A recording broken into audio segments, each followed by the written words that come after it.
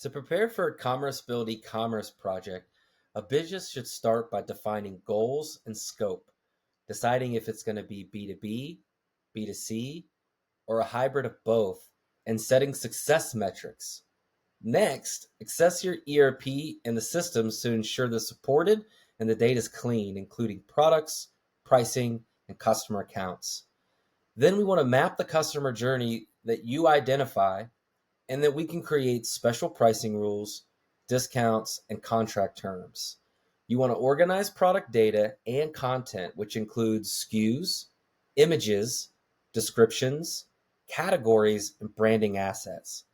Set up user roles and workflows for order management, approvals, and we can't forget customer service.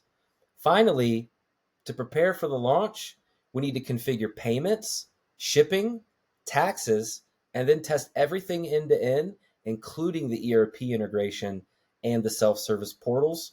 And then, of course, train your team.